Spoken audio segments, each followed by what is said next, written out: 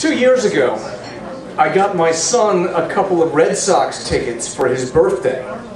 And this is 2 years ago, so Boston still had a professional baseball team. And my wife packs us off in our matching David Ortiz and Tim Wakefield t-shirts, like there's some mystical connection between us and the players.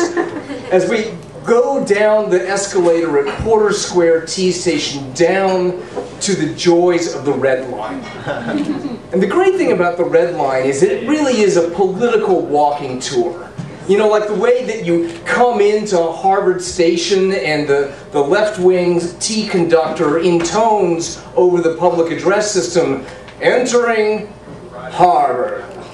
Harvard Square, Harvard Yard, Harvard University, Harvard.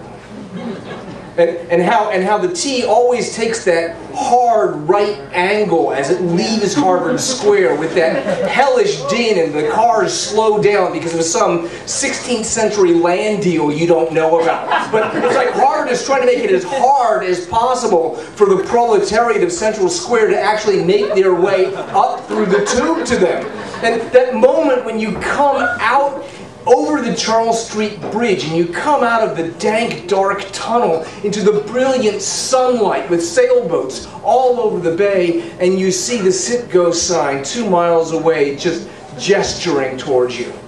And we change at Park Street, and we get onto the Green Line, which is any line except for the E line will take you to Kenmore Square.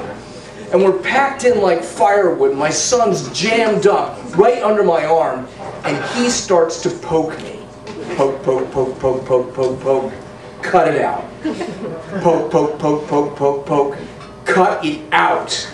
And as we roll into Boylston Station, he looks up at me and says, "Dad, there's 500 people on this subway car.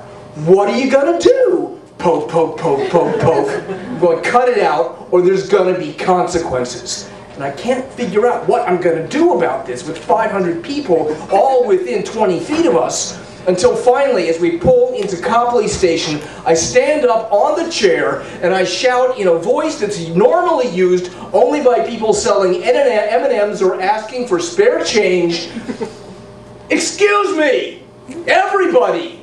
This is my son, Jackson Anderson, and I love him very much. And today is his birthday, and he would like for you to sing for him." And the entire Green Line car explodes, "Happy birthday," as Jackson is curled into a little ball of traumatized 10-year-old.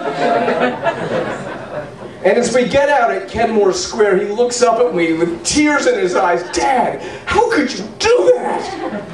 And I looked at him and I said, "Don't ever test me again."